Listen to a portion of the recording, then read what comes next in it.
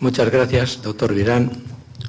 Y ahora sí, como decía al principio, vamos a tener el absoluto privilegio en este centenario del doctor Rafael Herbada de compartir y escuchar al doctor Miguel Cabanela.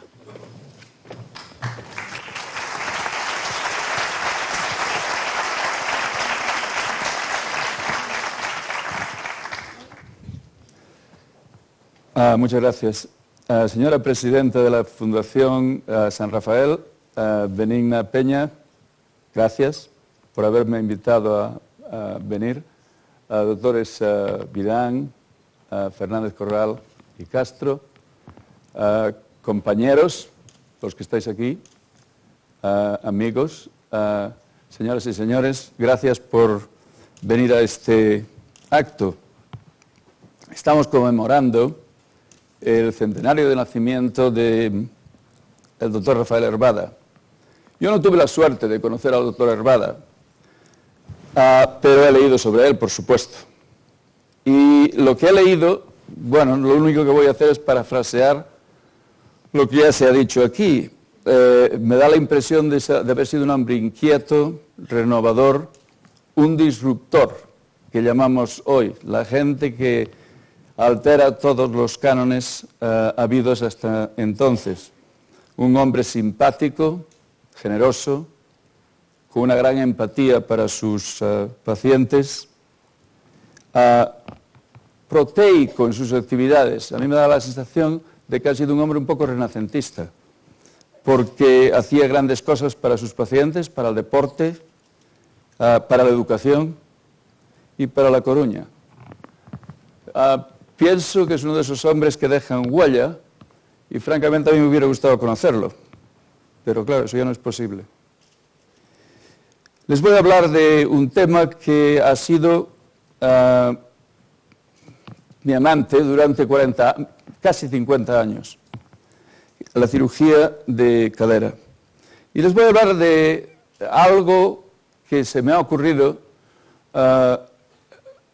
viendo uno de los westerns que más me gusta. Lo bueno, lo malo y lo feo. El western de Sergio Leone, que tenía la música tan buena de Ennio Morricone. Y me había gustado mucho. De hecho, lo tengo en vídeo y de vez en lo veo una vez por año.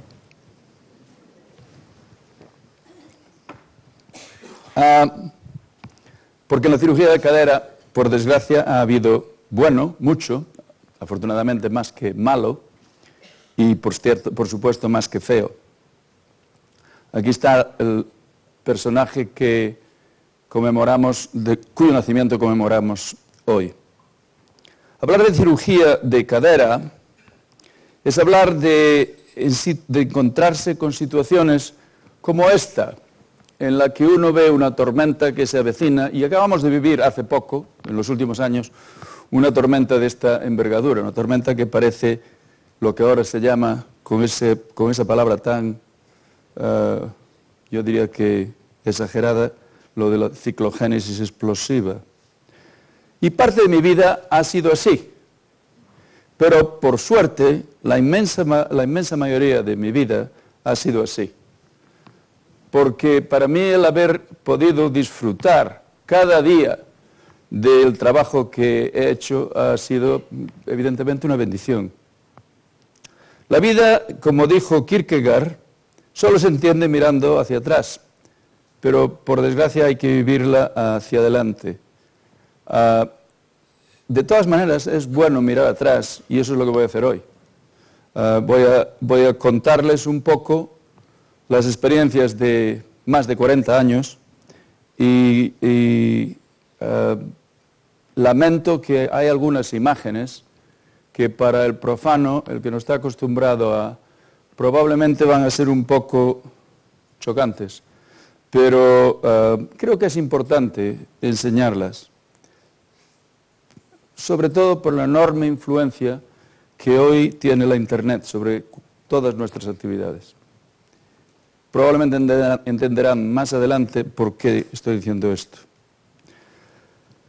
Un poquito de historia. La traumatología ha sufrido un cambio radical comenzando yo diría que en la época de los 60.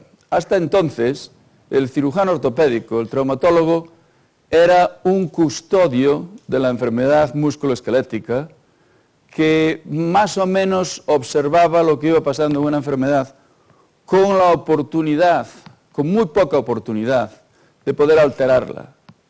Realmente fue cuando empezó en los 60, en la década de los 60, la sustitución articular, el tratamiento mecánico de las fracturas, cuando por primera vez fuimos capaces de reconstruir un hueso partido casi como estaba antes de haberse partido.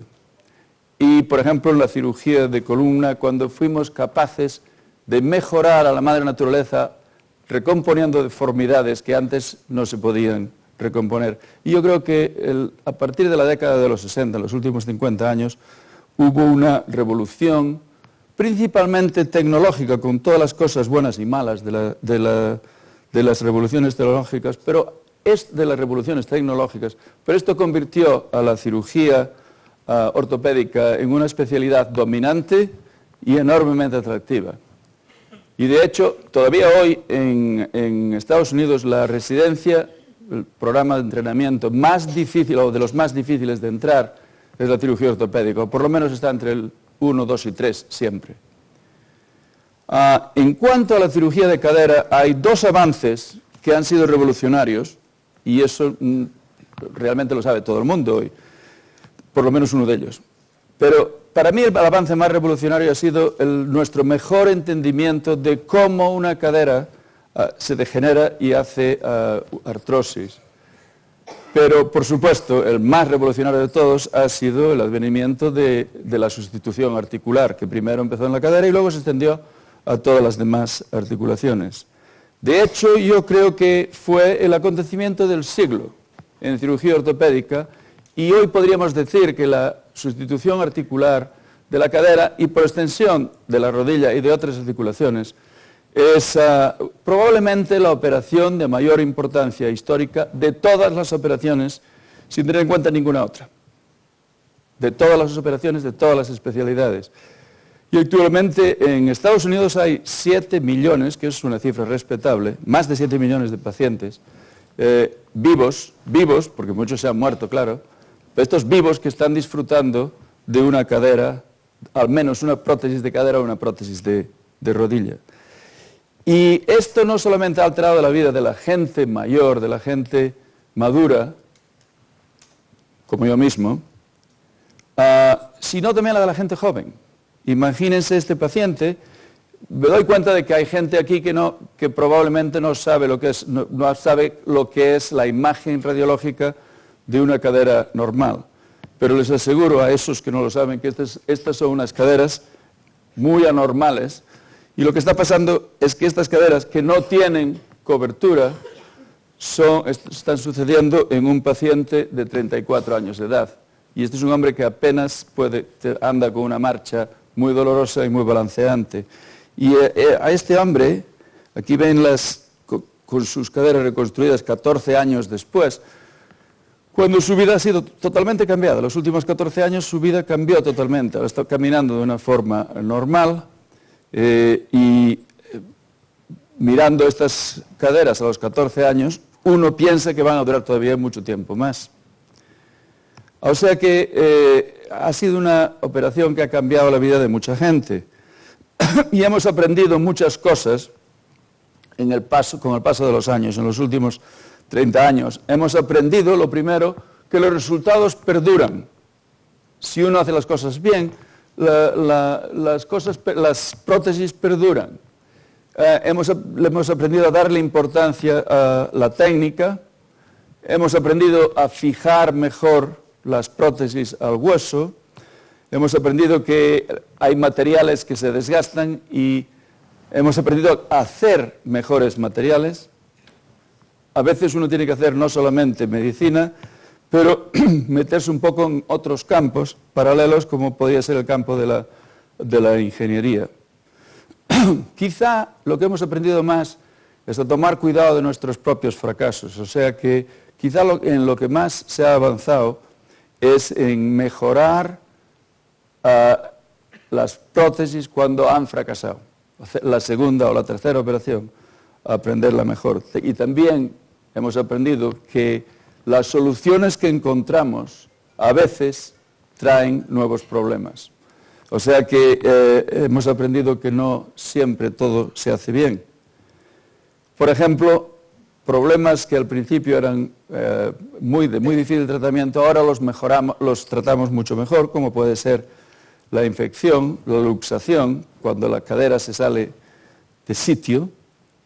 Las fracturas que ocurren alrededor de la cadera las tratamos muchísimo mejor de lo que sabíamos tratarlas antes, con técnicas cada vez más avanzadas y perfeccionadas. Pero, como decía, donde ha habido una mejoría monumental ha sido en el rescate de las prótesis fallidas, de las prótesis fracasadas.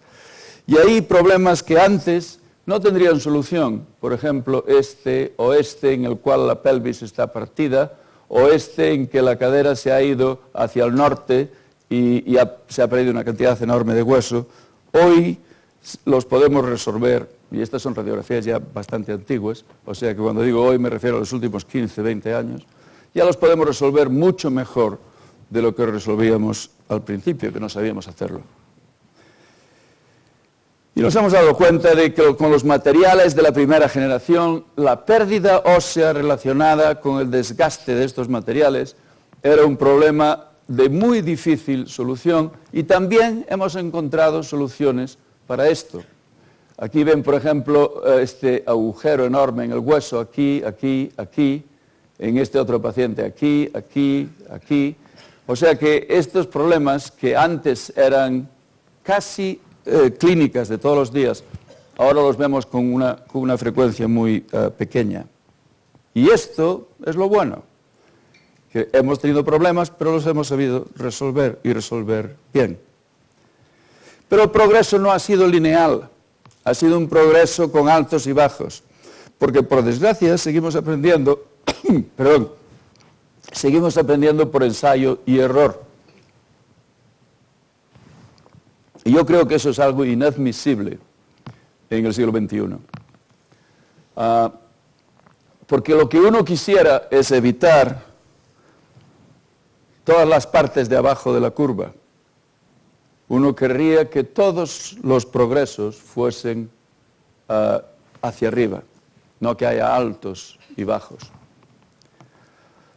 O sea que, ¿qué quiere decir esto? Que en el periodo de tiempo en que hemos pasado por la parte baja de la curva, ha habido problemas. Hemos pagado el precio del progreso, y el precio del progreso ha sido que hemos tenido tropezones, que hemos tenido algunos problemas que eran inocentes y bien intencionados, y otros, y eso es lo que uno podría objetar, han sido ocasionados por ego o por codicia. Codicia de las casas comerciales, codicia de nosotros mismos. Tratando de poner cosas nuevas, entre comillas, en el mercado, antes de que estas cosas realmente estén preparadas para el uso general. Con lo cual, eso ha causado que muchos pacientes han sufrido como consecuencia de eso. Y yo pienso, y estoy seguro que estarán de acuerdo, que eso es también no es aceptable. Pero como me decía un amigo de Chicago, muy inteligente y muy simpático, cuando hablábamos de esto y de los problemas de la innovación, cómo la innovación tiene que ser controlada, me decía, pero Mike, que a mí me llaman Mike allí, Mike, los innovadores, a los innovadores no les importan los pacientes, no se preocupan de los pacientes. Y hasta cierto punto, al menos en tecnología, eso es verdad y no es aceptable. Y estos son ejemplos, y no les quiero aburrir con problemas, con cosas técnicas, pero estos son prótesis que salieron al mercado. Esta es una prótesis que salió al mercado hace ya bastantes años, ahora debe hacer 30 y tantos. Y esta es otra prótesis que era un enorme diseño, pero la casa comercial nos engañó, básicamente.